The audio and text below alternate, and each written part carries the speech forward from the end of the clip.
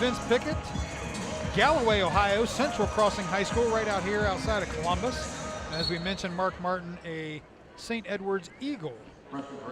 So definitely a homecoming here for Vince Pickett, and he's got some family and you know, teammates from Central Crossing on hand. Nice low ankle shot there by Martin. Still trying to secure the takedown, trying to almost look to get to a split to middle position. You see Pickett there get that far ankle, lift up on it, and this is going to be a stalemate situation. Again, Vince Pickett out of Central Crossing High School, 78 career wins for the Fighting Scots. Mark Martin there with that low single attack, going to look to try to get back into the action.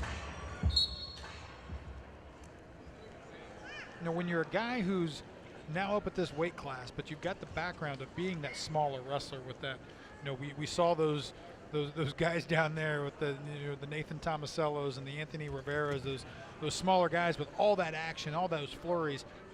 It kind of has to change your way of wrestling a little bit. Yeah, you know what? I think some of the best wrestlers are guys that make that big jump in weight class. I mean, you look at one of the most notable guys in Ohio State history, and Tommy Rowland's a guy that, you know, started off in high school as a 25-pounder, ended up being a heavyweight here for the Buckeyes, and really was characterized by that lightweight style at a heavyweight class. And you see Kyle Snyder, he wrestles that way. He wrestles that lightweight style, which is so exciting for the fans and what they want to see.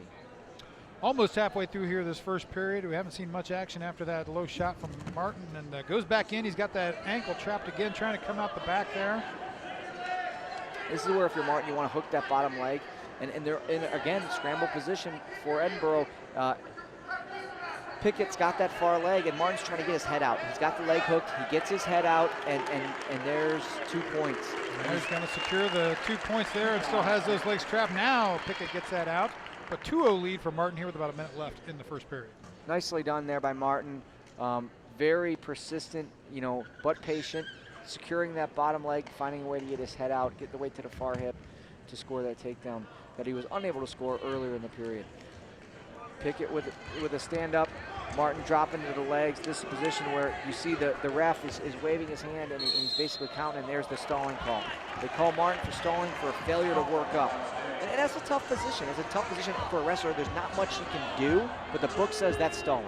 Yeah, he tried to work up there. That's what the coaching staff for the Buckeyes are thinking there.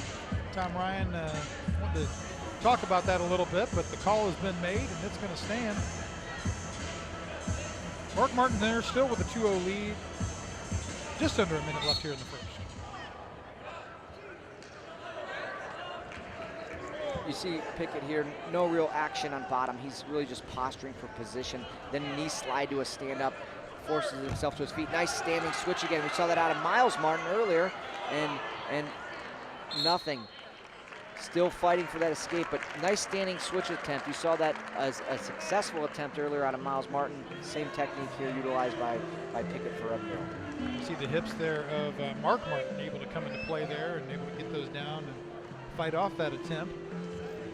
Two contrasting body styles here a little bit. You got Pickett, the longer, lanky wrestler. Martin a little bit more compact. Riding on the top position there. 5 seconds away from securing that first minute of riding time is Mark Martin. You know, Pickett kind of taking that style of, I'm going to wait for my opening and then try to escape, and sometimes that comes back to haunt you. You think the opportunity's coming, and then it maybe never does, so instead of forcing his way to his feet, he's waiting for that spot. And you see now he's given up a minute and 13 of riding time. With 6 seconds left in the period, he needs an escape here, and doesn't look like he's going to get one. But again, they're in this same position, but not enough time for Pickett to get a stalling call. 2-0 Mark Martin lead heading into the second period here. It's going to be Vince Pickett's choice. He's going to defer to Mark Martin's choice. Martin going to choose down here for the 2-0 lead. 23-10, the Ohio State Buckeyes over the Edinboro Fighting Scots here in the team score. So that one, the dual meet is secure. Dual meet secure. And you see a guy like Pickett, you see his body style, you instantly think this guy's pretty good on top. So there was some question out of Martin, do I pick bottom? You see the coaching staff of Ohio State, Coach Jagger, saying you're going down, and that could be developmentally, you know, to force him. Try to work something, try to work that position a little bit. See a stalemate called there as Martin really just kind of bottomed out and held firm, and Pickett not able to work into any kind of turning position. If you're Pickett here and you ride him out for this period, if that's the case, and it's very early, it really does a lot for you going into that third period. You erase the riding time, you get yourself in a position where you can have riding time, and then you're only down by 2 points on the scoreboard. They're using that head lever, wrist to a head lever, just keeping Martin flat in a position where it's tough for him to escape, and that clock's ticking down. 1:30 left in the second period, and really not much action out of Mark Martin on the bottom position. And he's been warned for stalling, so it's something you got to be careful of. Normally it's the top guy that gets called, but you got to watch it right now if you're Mark Martin. Yeah, not a lot of action there on the bottom out of Mark Martin. A lot of times there's not a lot you can do when that guy's got his hips on top of yours, and now he's got that arm with that near wrist. Martin able now to get out, but he's going to have to try to get to a knee and try to work himself up there, or the refs are going to, now you see him working up. 58 seconds left in the period, and Martin really needs an escape here. But you see his posture, his head's down on the mat, and really very comfortable Pickett is in the top position. We talked about these two seniors now, both legs in there. He's so long. Pickett is so long. He's looking for that power half, and Martin's keeping that left arm in, not to give that position up. But what happens is he doesn't allow himself to escape, and now he's flat. Double boots are in, hips are arched for Pickett, keeping his opponent flat, and it's a spot where Martin now, the escape has gone out the window. It's try to survive. Survival now, absolutely. Yep. 15 seconds left there. Pickett now switching the tide of the riding time, now building up some of his own. Stalemate called there with about 9 seconds left. Going to give Martin an opportunity to get back up into a little bit more advantageous position to try to get that escape here and score some points here at the end of the second period. Name of the game here, 9 seconds left is explosion. Find some strength, some energy to get to your feet and create some separation and look to get an escape.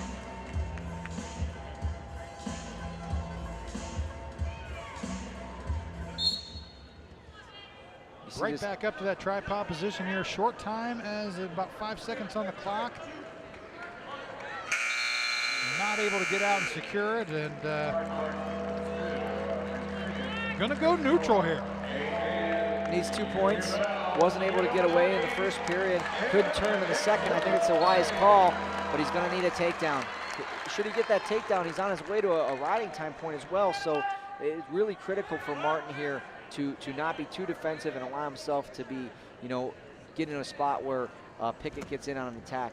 And Pickett, well, Martin has that stalling call against him as well. Call. So, I mean, he needs to be able to force the action a little bit, because that second call is going to give him a point. Pickett, at this point, hasn't demonstrated any offensive attack. He's had a couple defensive positions, but no offensive leg attack at this point. So he's going to have to create something, find some way to get an advantage and beat an arm and look to score. I'll tell you what, the referee's being very generous. His stalemate call, no stallings here, but they do want to see some action here. I'm sure that's what they told him in that break. Pickett, head inside single attempt, didn't quite get the angle, didn't quite move Martin prior to the shot to get in deep enough to get to the leg. 1:08 left on the clock, and if you're Martin right now, it's basically don't give up a takedown. He's going to have to fight that position and stay solid on the inside there, as well as continue to force a little bit of action. And you see nice kind of half attempt there. There, nice little flurry, shot, counter shot, another counter shot, but no one able to capitalize. And if you look at Pickett, though, the posture doesn't look great for a late takedown. You see Martin forcing the action, which is good if you're a Buckeye fan. And Pickett, he's got to create something if he wants to win this match. He looks a little bit tired. You see here, he's not even forcing the action with 30 seconds left. This is where you want to see a sense of urgency of my life is on the line. I got to get that takedown, push that gas pedal. Everything you got, go for it all. No guts, no glory. I mean, there's nothing to lose here, right? That was a flurry of cliches. That was. I did all the cliches, but there's nothing to lose. Knockout punch, whatever it takes. 14 seconds left, and you're right. You just don't see much urgency there by Vince Pickett.